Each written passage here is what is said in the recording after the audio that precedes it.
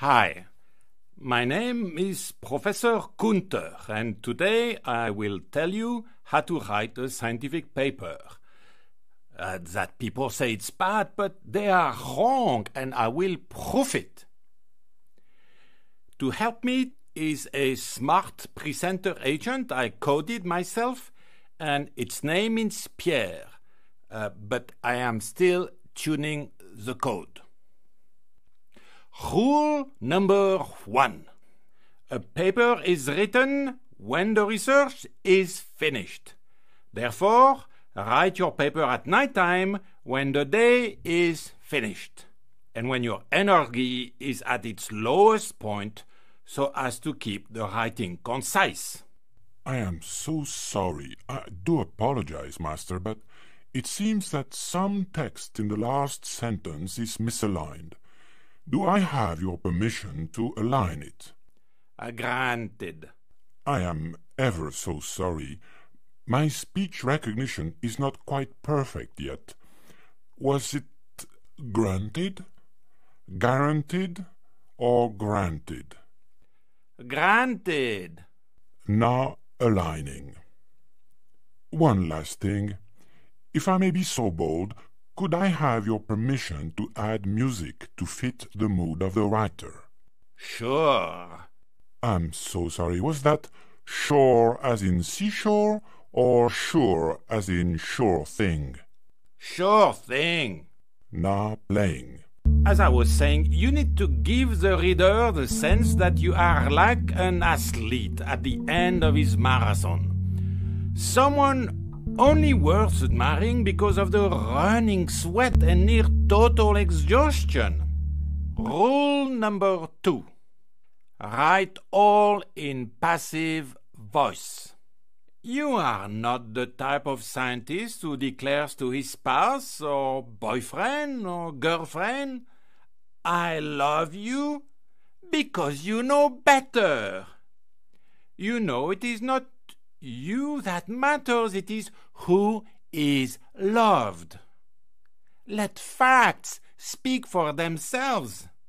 And instead of 3 words, now you have 5 words.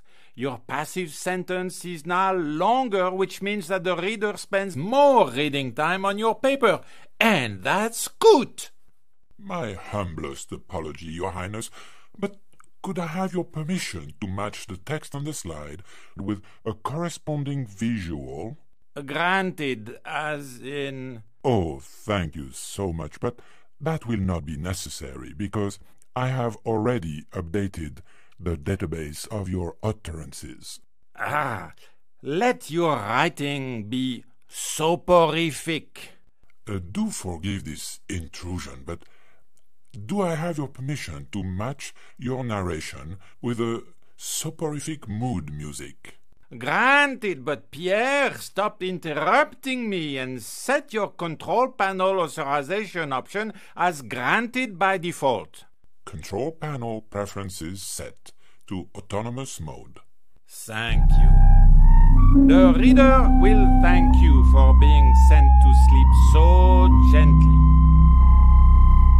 Pierre, what is this?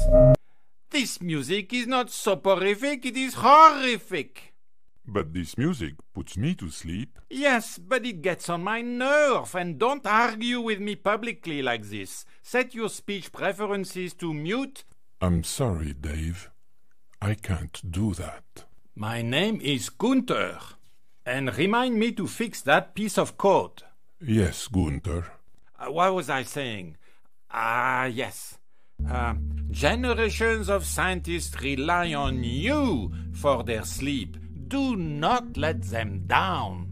Rule number 3. Write for yourself only.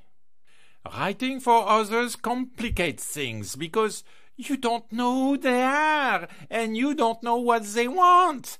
Therefore, do not worry about them. Write concisely for yourself only. I'm truly sorry, but for yourself is clearly redundant with a visual of yourself. I need to make that slide more concise. That is good, Pierre. Again, I could not help but notice that the GPS coordinates of both photos, as well as their timestamps, are nearly identical. I am making the slide more concise. That is very good.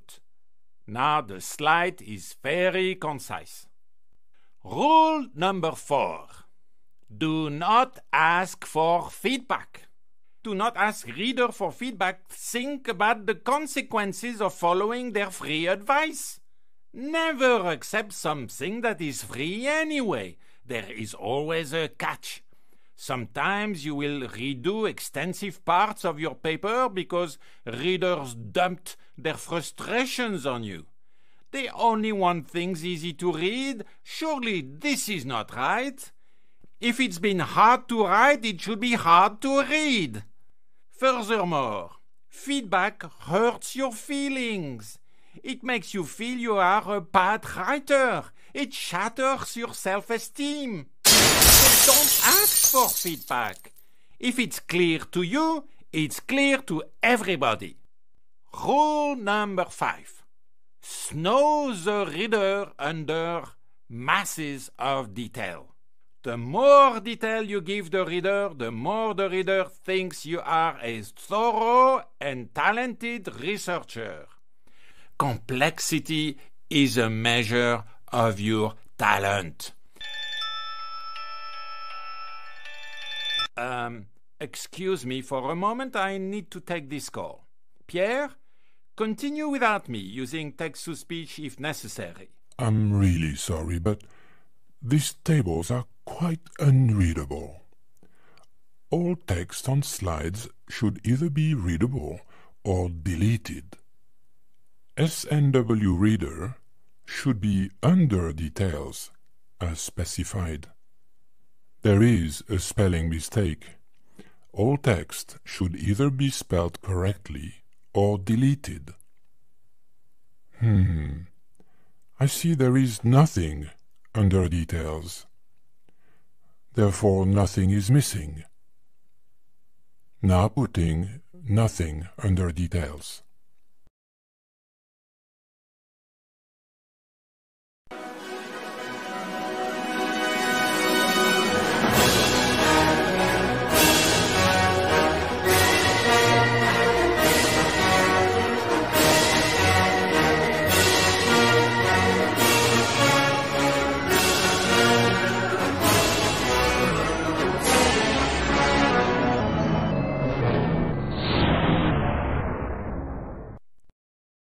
Rule number 6. Hide your contribution. Pierre, have you seen it? I think it's here. Let me get my flashlight. I think it's here. I got it. No, that wasn't it. Keep looking. Yeah, and I will call you next week. Thanks for calling. Where was I? Yes. Only make your contribution visible under UV light, which of course means don't show it at all.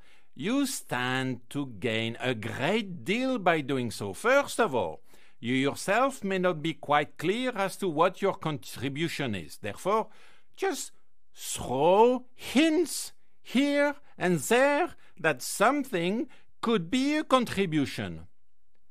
Let the reviewer suggest what your contribution is. Their knowledge of your field is often quite limited, and they might see something they think is a contribution even if it's not. Finally,